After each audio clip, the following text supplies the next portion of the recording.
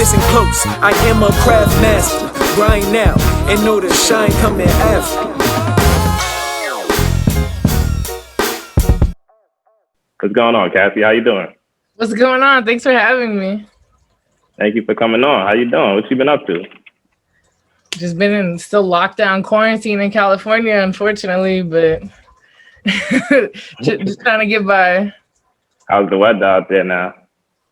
Oh, the weather's always cool. It's actually pretty hot this week though, but it's better than being cold, I guess.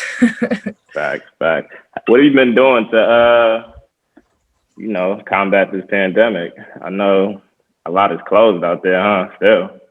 Yeah, so basically I can't do any like basketball games. There's no events going on, and that's kind of the main thing that I shoot. So I mean, honestly, the first like couple months of lockdown, I was just at home by myself, just trying to just stay away from everybody. And then as I think people start realizing that the virus isn't as deadly as people initially thought, I think people are starting to loosen up a little more. So actually at the very beginning of quarantine, I started getting into gardening, which seems like very random, but I just couldn't sit in the house anymore. I was going crazy. So I have like a whole vegetable garden, flowers, like all this stuff, but it was actually pretty relaxing and fun. And then, I started trying to work on doing photo shoots because I normally do, action photography, natural lighting. And I was like, let me try to learn how to, as a photographer, an artist, like you should never be done or satisfied with your skill. You always got to keep learning more. So I started learning how to do more photo shoots. And then I would invite whatever players were in town, like come over, let me test out some pictures. So I've been doing a lot of that. There's been a couple workouts here and there. But for the most part, like nothing too crazy. I started working on my clothing line more during lockdown. Oh. That's dope, by the way. It's been super dope. I see you doing your thing. Shout out to you. Yeah. No, thank you. Yeah, I've been doing shorts and I'm working on some other things. So that's been really fun. So I think this year's been, I wouldn't say it's been bad. Like, of course, being at home and all that stuff has been really difficult. But as far as like being able to work on myself and my craft a little more, that part's been good because I never have enough time to focus on myself. So that part's been nice. That's dope. Have you been able to go to any open runs out there? There's been a couple. I think gyms are still shut down in California. I don't know if they've opened them yet, but there's some ones like on the low. So I'll go, shoot those when I can, but it's not the same. It's not like the ones at UCLA, like with everybody. It's just kind of a couple guys here and there. But yeah, I always find a couple of them. Yeah. No doubt. So you have this saying, your favorite NBA player's favorite photographer. Right. What do you have to say about that saying? So I was doing an interview with Espn Women a few years back, and at the end of the article, they were doing an interview, and they said, "What's your title? Like, do we call you an NBA photographer?" And I was like, "No, because I don't work for the NBA. I've never worked for the NBA. I don't want to be called that." So at the end, when they published the article, they titled it "Your favorite NBA player's favorite photographer," and then it kind of stuck. And then now every time I go somewhere, like that's kind of the title. And I felt like it kind of described what I do perfectly because I don't work for anyone specifically, but I am like a player photographer. So it kind of worked out. And that's why I didn't make it up. I mean, you pretty much created your own title though. Yeah, no, I created my own job position for sure. So that's been fun. That's fire. So what inspired you to get into taking and capturing these amazing pictures? Well, I played basketball in college actually. I wasn't super good, but I played Where'd you play at? I played at Glendale College, a local community college. And then it kind of inspired me because I would make friends with the other athletes at the school, and I was already interested in taking pictures as a hobby. So I would kind of take pictures of the guys' teams or my teammates when I'd have free time. And then I had a professor there, and I was taking like a Photoshop class. And what he used to do is he would make videos that they'd show before Laker games. You know how they like drop down the screen and they have like a cool highlight? He would make those. And so he was like, why don't you take your love of basketball and your love of art and just combine the two together? So he's the first person that kind of showed me that I could make a career out of basketball and art. And Shout I out to continue him. to do that. Yeah, for sure. And so then What's the professor's name? Yeah, let me Ben ask. Bardens, Professor Ben. I still keep in touch with him. He's super Shout dope. out to Professor Ben Barden. Yes, exactly. And so then I transferred to Cal State Northridge and I retired from playing basketball. It wasn't for me, but I still love being around the sport, and I understand it very well. So I continue to take pictures there. And then in 2011, when the NBA lockout happened, and trust me, I was not good at taking pictures. This is like strictly a hobby. But when the lockout happened and I had heard about the Drew League and I drove down there was no photographers. The only person there was like Ball is Life and Hoop Mixtape and Marsville. It's like video highlights, no still camera photographers. So I just showed up, took pictures. By the next week, I was, the Drew League's photographer, and I would just go down there for free, basically take pictures and network. And I did it all summer. And that's kind of my first taste of like getting in this world. But it wasn't like I wasn't a real photographer according to like, all the newspaper outlets, the NBA, like nobody wanted to hire me after the lockout. They weren't like, you're a photographer, we're going to hire you. They're like, that's cool. You shot the, lockout, but nobody cares kind of attitude. And that's what kind of made me, it kind of forced me to keep trying to find players in the off season and shoot on my own because nobody wanted to hire me. And then that's around the time Instagram started coming out. And then I kind of hopped on that wave early and it kind of just like blew up from there. That's dope. So you said early on you weren't even getting paid to shoot at the Drew League. No, I never got paid to shoot at the Drew League. Like it was really just kind of like they give me access, like they make sure I have like a front row seat or whatever, but it was just like the passion of it. I would go there all day Saturday, all day Sunday, take free pictures, whatever, 6 to 8 hours a day, drive home, edit everything, and then send it to every single player. And that's kind of how I started building relationships. And I wasn't just there to shoot the NBA players. I was there to shoot the local players, the overseas players, because I went to Cal State Northridge. I knew a lot of like D1 college players around LA.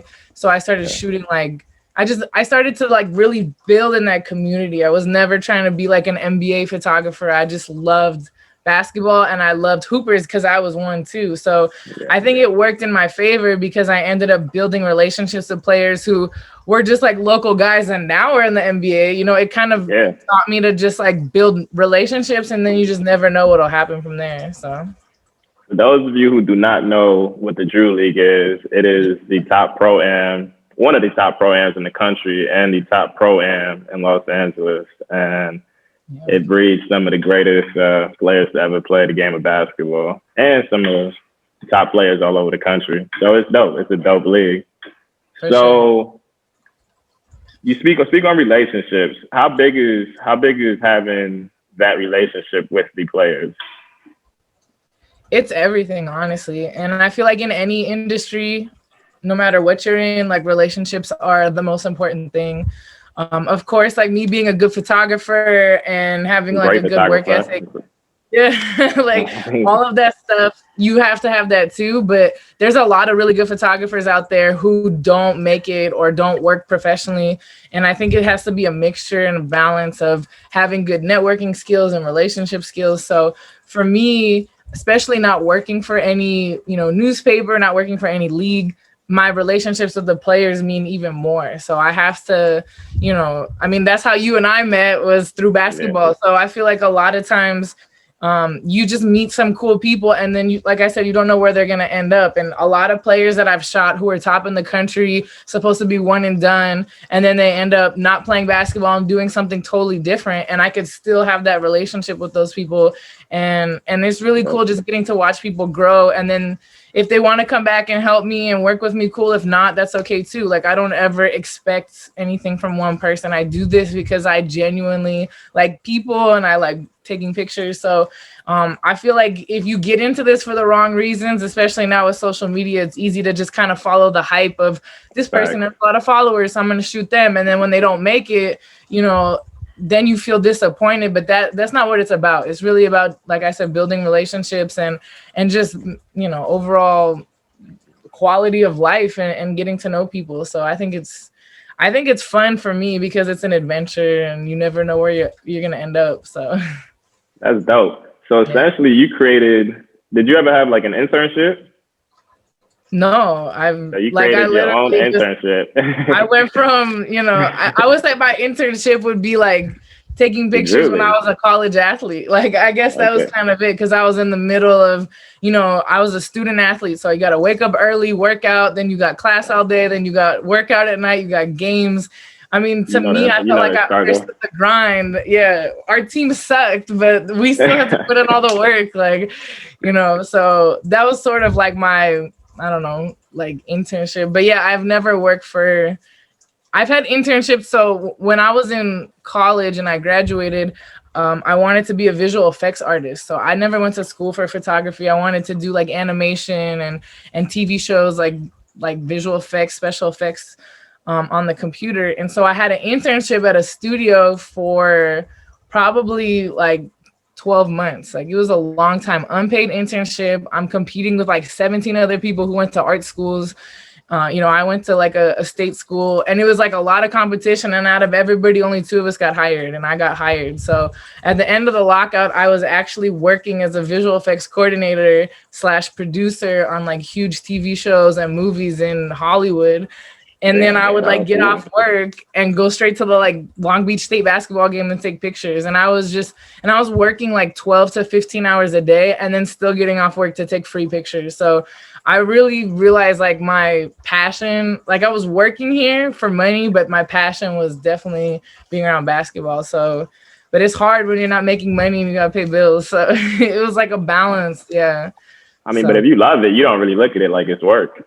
No, for sure. But I definitely understand, like, especially in Hollywood, trying to be an intern, like you're getting coffee for people, you're getting lunch for people, you're getting yelled at by producers. You're like, I did all. Is it that bad? I've heard about that. Is it that bad? That bad. And then finally, when you get a job, it's like you make no money. 1 week, I worked 80 hours in 1 week. So that's how much people work in 2 weeks. For free? One time I worked 24 hours straight, and I decided to go home because you get overtime pay, but after 24 hours, like the day resets. Okay. But I don't think I don't even know if you're allowed to work 24 hours straight. Like, but that's how bad it was. I think that's legal. I know, but it was just like I was trying to grind it out, and I thought that was my first passion, but I just kept getting drawn back into basketball, and I was only there for like a year and a half, and they actually let me go because I talked about basketball too much, and they were like, you gotta get up out of here. You gotta go do something else. I mean, but that's your passion, and that's what you love, and now you're doing what you love.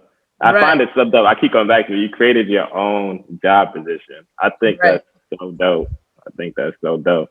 Yeah. You know what people don't know? People don't know that you created one of the greatest memes of all time. The Nick Young meme. Yeah. Speak on that.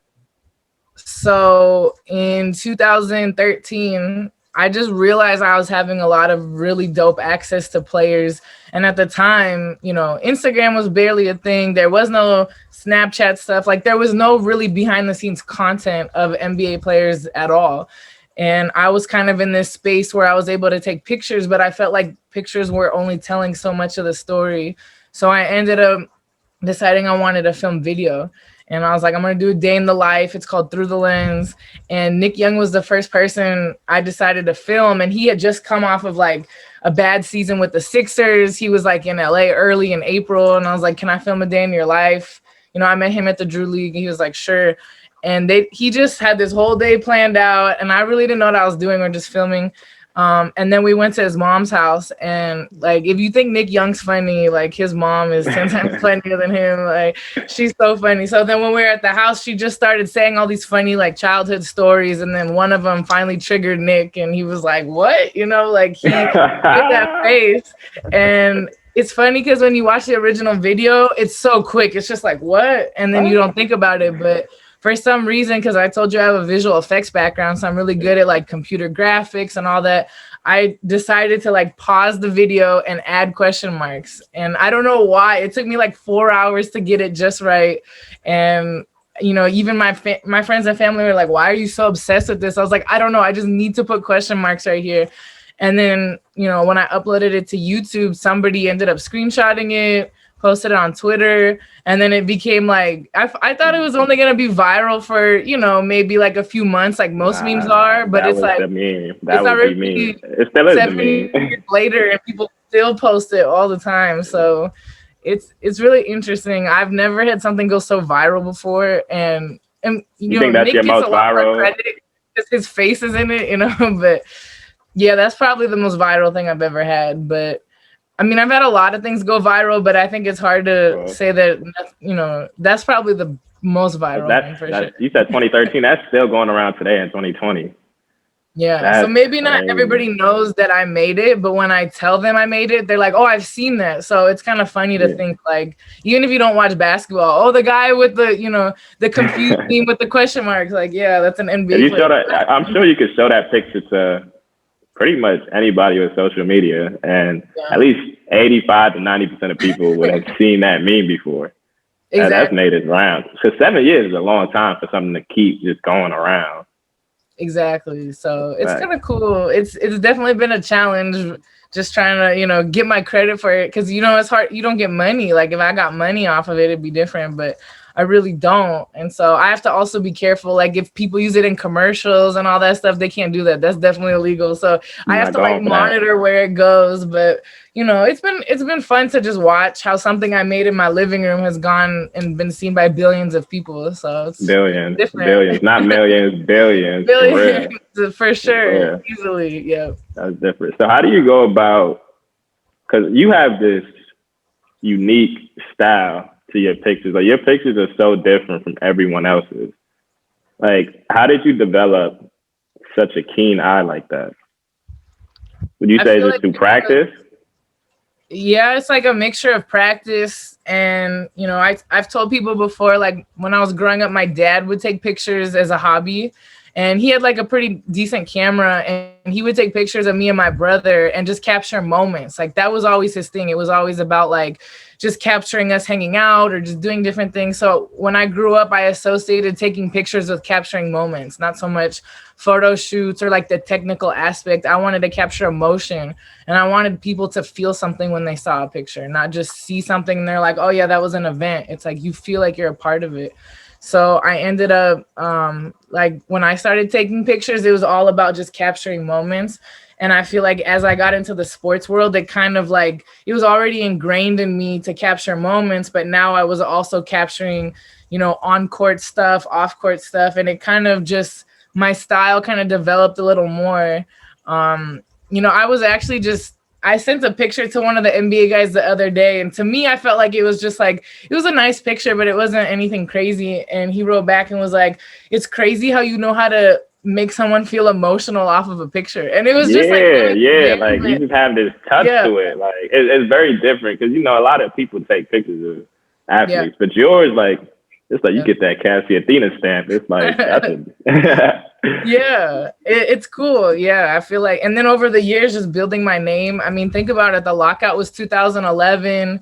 You know, it's already 2020, and even before the lockout, I was taking pictures in college. So it's been over 10 years that I've been developing my skill and my craft. But a lot of it has to do with, like I said, my relationships with players.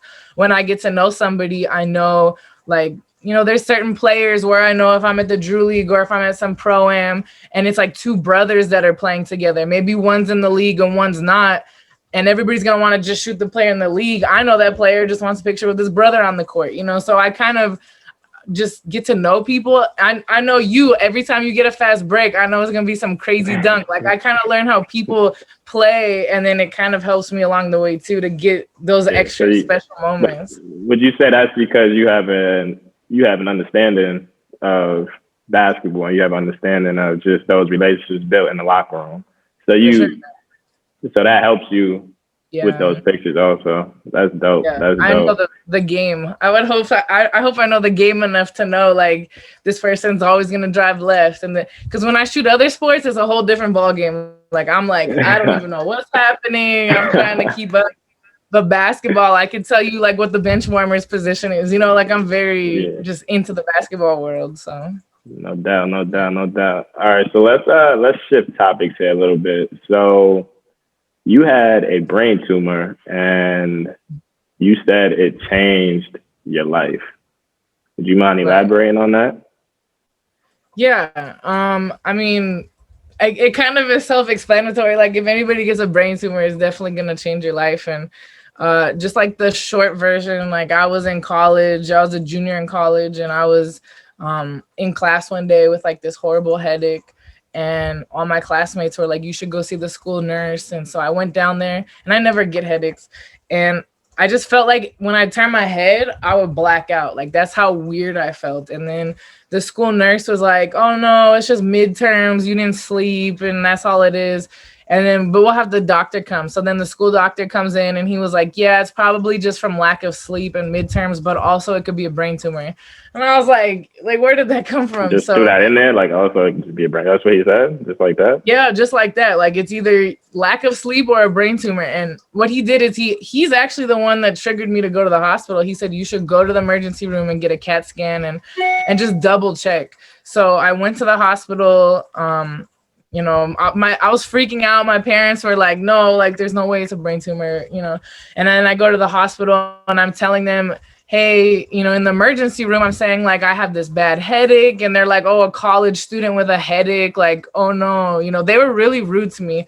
And so they ended up doing CAT scans, and then they're like, oh, you actually do have a brain tumor. So it was like a total weird situation how they ended up finding it.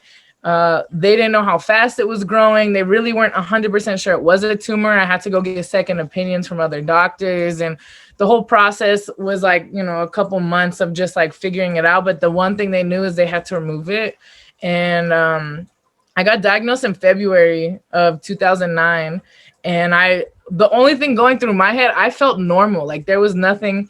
On top of that, they said my headache had nothing to do with the tumor. They said my headache was from midterms. Like I was just tired. Like they said the kind of headaches that come from brain tumors kill you within like an hour. So they were saying like my headache had nothing to do with the brain tumor. So it was kind of crazy that I ended up finding it, but they were like, we need to remove it. And I was like, well, I don't feel any different. And they said it was in my balance part of my brain. So they said I shouldn't be able to walk. I shouldn't be able to be coordinated. I shouldn't be able to do any of that. So they let me wait till the summer because all I was thinking is I don't want to spend another year in college. In July of 2009 is when they went and they did the surgery, and it was super crazy. They had to shave the back of my head, you know, and then I have like a metal plate on my skull. I had 25 staples in the back of my head, and then because I didn't have any symptoms before they did the surgery, and then after they were poking around in the balance part of my brain, I didn't have any of my balance coordination for like 3 months. So everywhere I would walk, you know, I just imagine spinning in a circle 10 times and trying to walk, but for 3 months. So that was kind of like, I was constantly sick and nauseous. I don't like pain medicines. They'd give me like Vicodin. I wouldn't take it. So I literally would just take Tylenol after brain surgery. And then I ended up like, you know, once I was able to walk again straight and kind of do all that stuff, you know, I finished my senior year of college, and now, you know, I have to go get checkups every now and then to make sure it doesn't grow back because they weren't able to get 100% of it. But I mean, I'm glad that it's gone and that they found it, but it just like changed everything because it put my life in perspective. I was 21 when I was diagnosed, and sometimes when I get frustrated now, I'm like, I could have died at 21, you know, like I'm alive and I'm here. So it kind of made me realize like, what is my bigger purpose? Like, what did God want me to do? And that's kind of when I started shifting my focus into photography and being around the sports world. So, you know, even now, if I get frustrated, I just think about like what I've been through, and I'm like, okay, like I got this. You know, nothing is more serious than like a life-threatening anything, you know. So that's kind of where that came from. And that's been, you know, my 10-year anniversary was 2019. So it's been 11 years now, which is crazy to think about, but it's cool. Like, I'm glad that I'm here and I'm able to just do stuff that I love. So yeah.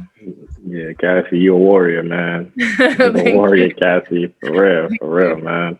Thank you. So when did you realize that you were it? Like you're Cassy, like, yeah, you know what I'm saying? Like you're Cassy Athena, you're the photographer that everyone loves, you're the picture that everybody wants.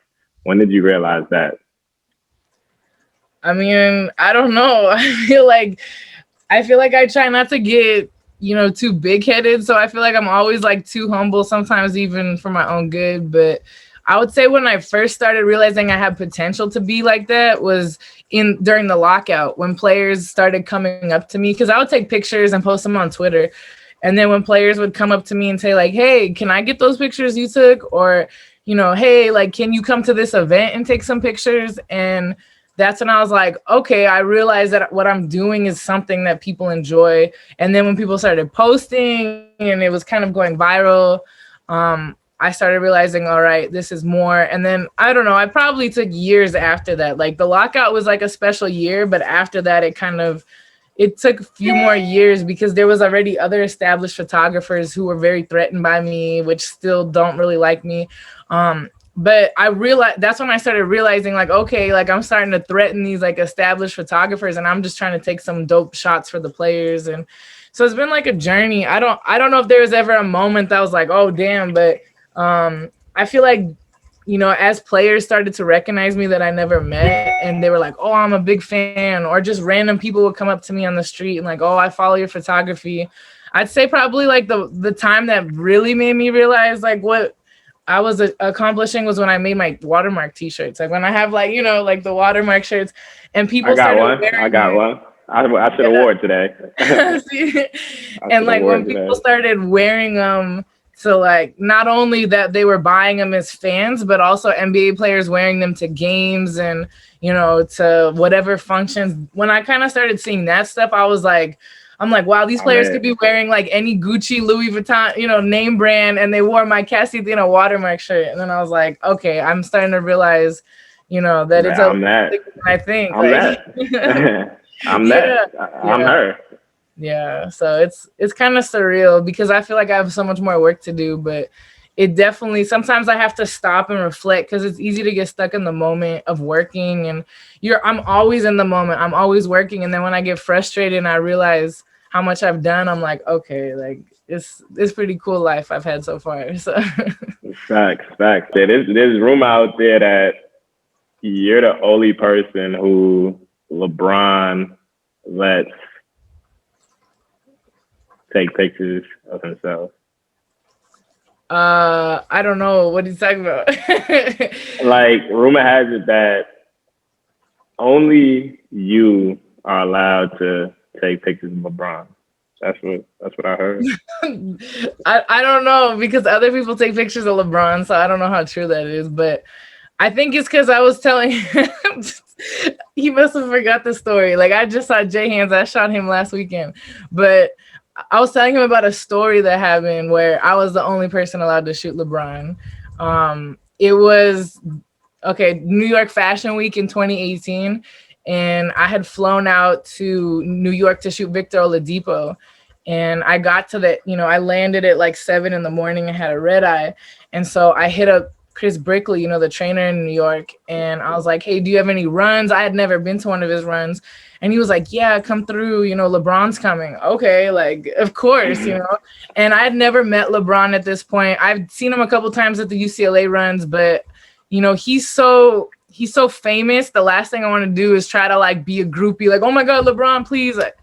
No, so like he's familiar with my work, I was pretty sure, but I was just going to leave it at that. So I go to the run. There was like 10 photographers there that Chris had told to come. There was also like 20 NBA players who were playing in the run.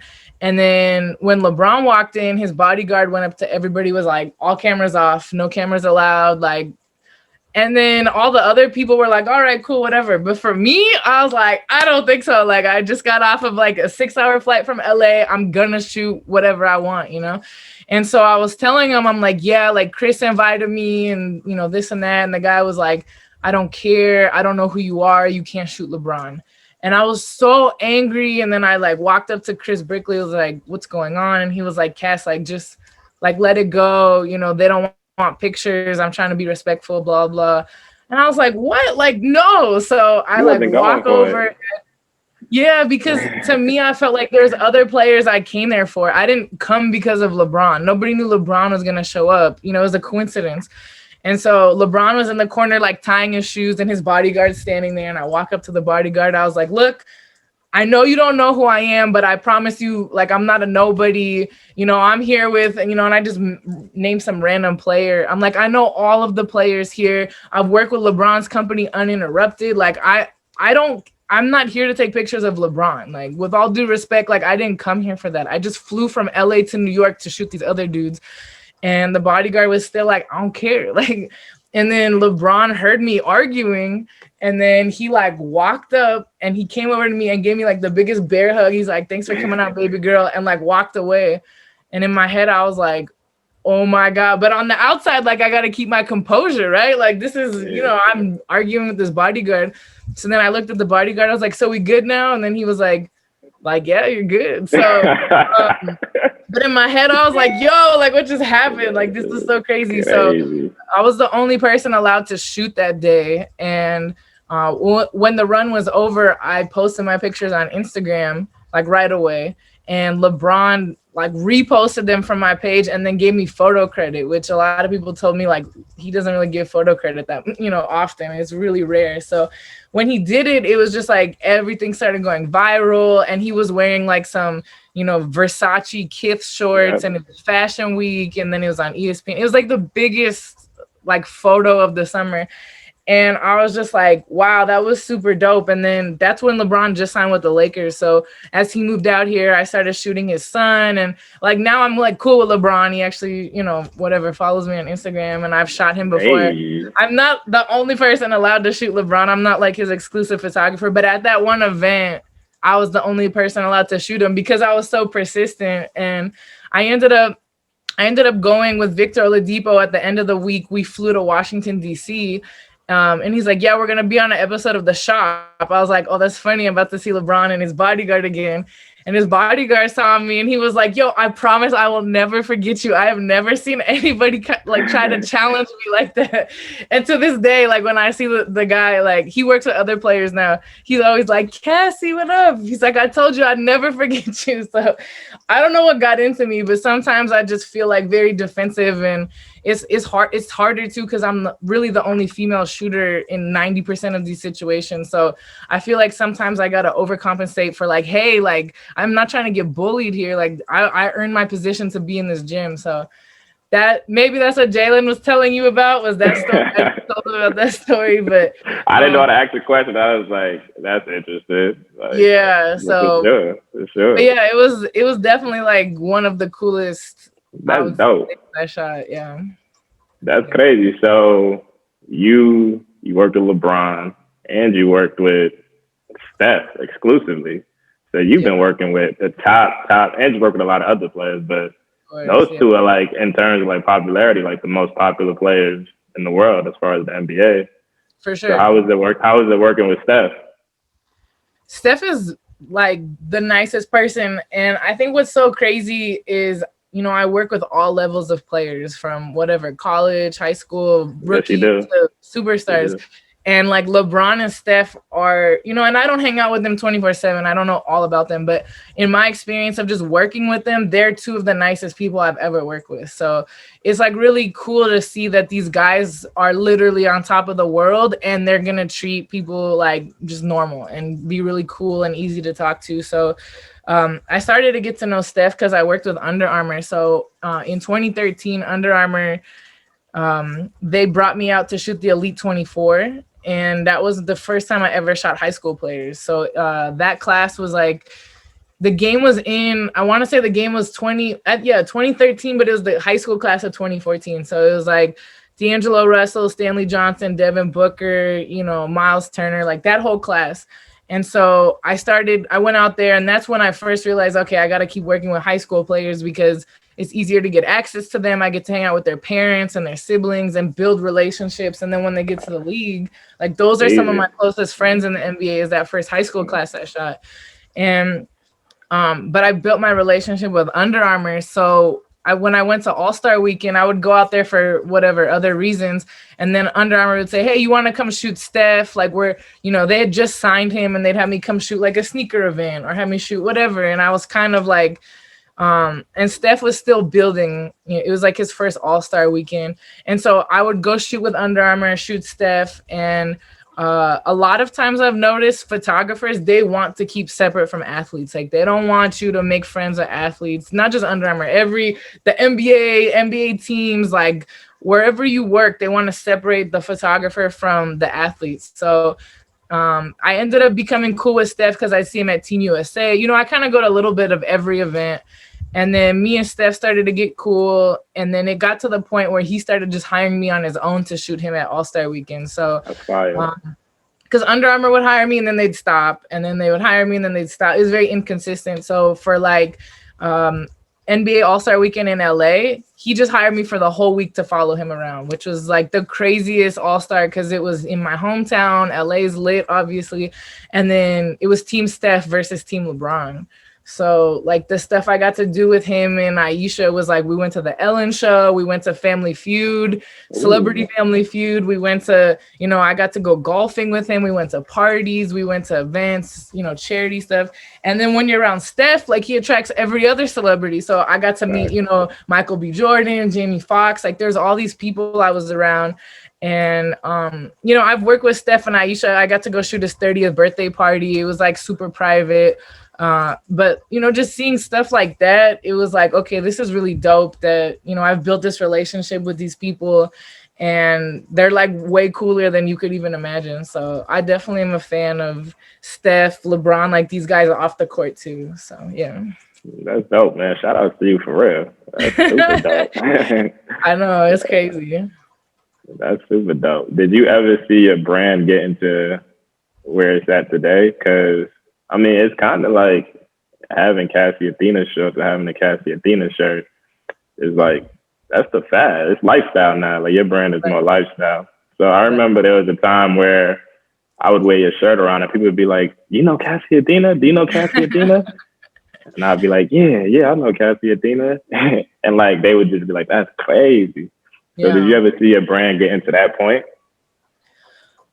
I feel like I never in my wildest dreams even thought that, you know, like in my head when I first started taking pictures, I felt like my biggest goal was to just sit courtside at an NBA game and take pictures, like because that was like the highest level you could achieve as a photographer. There was no lifestyle NBA, you know, like we talked about, I created my own job position. So because I created it as I went along and it happened to be like that. If somebody would have hired me like right off the bat after, you know, the lockout, I probably would have never done what I do now. So it's kind of like I didn't envision it. Yeah, I didn't envision it because it didn't happen until it happened. So no, I never even thought, like in my head, I just thought I'd be some like team photographer, work for Getty Images or something. And that was like cool with me. Like I still wanted to capture it, but being able to have my own, you know, freedom and be able to, you know, like I have NBA players come to my house and do photo shoots, you know, like it's so dope that, and I was even talking to one of them that was here during quarantine and I'm like, how many photographers, because I was saying I couldn't get into the bubble because I don't work for anybody. And I was thinking about it. I was like, how many NBA photographers would you go to their house and do a photo shoot with? He was like, none. Like, he's like, I'm only coming because it's you know? And I'm like, so it's super dope. You are super dope. There's like pros and cons. Like I can't get into some events, but the bubble situation was weird. Like normally, if it was just a regular NBA season, even though I don't work for the league, I could still find ways to take pictures at games. But I still would rather have the lifestyle stuff because it's different. It's more freedom. It's fun, more creative. I want to do something different. And people who are remembered for stuff, it's because they do different things. You know, you can't do the same thing everybody else has done and expect to stand out. So I never pictured it. CSUN, they didn't give you a press pass, huh? No, well, at first I was able to take pictures and then I don't know, they got weird. Like I'm not trying to talk smack about CSUN, but it was like there's an incident where I had graduated in 2010, but I would still go back and take pictures because you know, the lockout in 2011, and then I'm like, what do I have access to? I have access to the Big West Conference. And so I knew people that ran the Big West and they'd give me credentials. Now, mind you, like no offense to the Big West, but it's like a low D1 school. You know, I'm not trying to get into UCLA and sneak in. I'm trying to get into like the school that I graduated from to take pictures that I had taken pictures for the last 3-4 years. And I remember there was like a girl there that wanted to be a photographer because she wanted players to like her. And so there was a game where they forgot to leave me a press pass, and I still just like walked in because nobody was like monitoring it. And she went and told on me, and she said like, this girl is not allowed to be here, she's not credentialed. And they had like police officers from the campus come over and like kick me out in the middle of the game, to the point where the players were like, yo, what are you doing? Like, and they were like, you gotta go. And I'm like, they just forgot my press pass. Like, I'm an alumni of this school, I've taken free pictures. And they made it such a big ordeal. They like grabbed me, they like pulled me off, they kicked me out, and I like never went back to CSUN to take pictures. So it kind of disappointed me because that was like the school that I went to. And like since then it's been like different people that work there, and they're like, oh please, like we'd love you to come. And it's just kind of like it rubbed me the wrong way because like I went to that school, and it's not even, I'm trying to help promote them. So and that girl is nowhere now. Like she just did it whatever because she was being petty, I guess. But you know, that's kind of stuff I deal with along the way. Is there's a lot of people that get jealous, petty. Some of them have way more power and control than she has. I've had major brands like blacklist me from stuff because they want their photographers to get all the attention. I'm not allowed to go to certain AAU tournaments because they want their photographers to get all the attention. And to me, I don't go to get attention. I'm not taking pictures to be more famous. I want to support the players. I want the players to post pictures, and I want them to get on and be successful. But a lot of people, they see it different. They just see it as like, I don't know, I'm taking away from their attention. So I've had a lot of like weird drama. Like, trust me, it hasn't been all good coming up to here. It's like constantly, every day there's some crazy thing that pops up that I got to deal with. But I feel like going through all of that stuff just teaches me later on when bigger things come up how to handle it better. You know, like I might have handled the Cal State Northridge thing not so great, but now when I'm getting kicked out of an NBA game, I know how to handle it a little better. So it's, yeah, that's kind of, you know, I sneak into games all the time. So to me, I'm not like, now it just doesn't faze me, but it did kind of rub me the wrong way that like Cal State Northridge kicked me out, but you know, whatever. I mean, it is what it is. It happens. It happens. That's dope, man. All right, so let's get to the quote segment. What is your favorite quote? I know I texted you last night. I threw you off, but what is your favorite quote, and why does it resonate with you so much? So I was trying to think about it, and I don't know if there's like a specific quote, but I remember there's this big like OG photographer in LA. He does events. His name is Arnold Turner. And like he shot everyone from like Aaliyah and Tupac back in the day to like he still does event photography. He's one of the only photographers that like took me under his wing and was like, let me show you, you know, just how to maneuver and talk to people, whatever. And I remember one time he asked if I could help him work this Billboard event. It was like some music award show out here. And it was like Billboard, the music label or whatever it is. They had like a big party, an industry party. And it was all these like music executives and like music artists. And he needed me to shoot it because he had to go shoot another party. And I was so nervous because I'm like, I don't know any of these people. And I know these are like super big, like executives. They're not celebrities, but you know, they're billionaires that run the celebrities. So I was like, I can't do this, Arnold. Like, I'm too nervous. These people don't know me. I got to go up and ask them, can I take your picture? You know, like, and he was like, look, you're in this room because you're meant to be here. So you need to act like you belong because you are supposed to be here.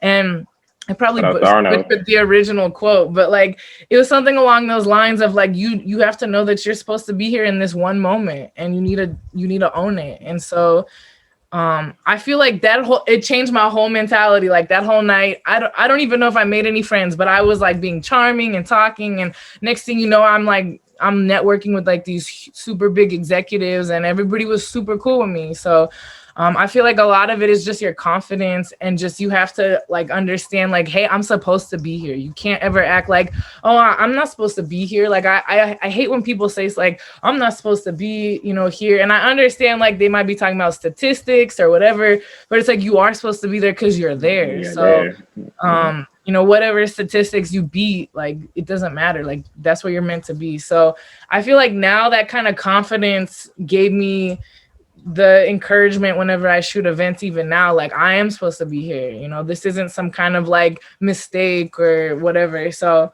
I would say like those words that he said, they kind of like sat with me, and and Arnold is still like, he's still like my favorite ever, you know, I still keep in touch with him. But yeah, that's kind of like I learned from other photographers and other people about just that kind of stuff. And it's cool because he does event photography and I was doing sports photography, but I took all of that confidence that he taught me. That's why I could go into a room with like whatever NBA player and be like, yo, sit down, I need to take this portrait, you know? And they're like, all right, cool, you know? But I was like, oh my God, do you mind? Like if I take this picture, they'd be like, they'd feel awkward. So confidence is like everything, honestly. Even if you don't feel confident, you got to show you're confident. That's a fact. That's a fact. Well, shout out to you, Cassy. I appreciate you coming on to the Craft Master podcast. I truly believe you epitomize mastery in your craft. So I appreciate you coming on. You're a legend at what you do. Keep inspiring, keep doing what you're doing. And I hope to see you soon, champ. Yeah, no, thank you for having me. It's dope. Like, I'm glad to see you, you know, doing this. I love to see athletes like taking their brand in their own hands and developing it whichever way they want. Like, I hate when people say athletes are just, they only play sports. Like, no, athletes are whatever they want to be and they play sports, you know, so. That's it's dope. I'm happy for you, so. Thanks, guys. Yeah, I appreciate you coming on, man. All right, cool. We'll keep in touch. I look forward to seeing it, so. No doubt, no doubt. Appreciate you, Cass. No problem. Take care. All right. Keep your composure, can't let nothing hold you, fold you, running over any obstacle. Ain't nothing stopping you from perfecting your craft. Just get in your bag, show the world what you're made of. Craft mastery, ain't no rapper mad as me, insane, dedicated like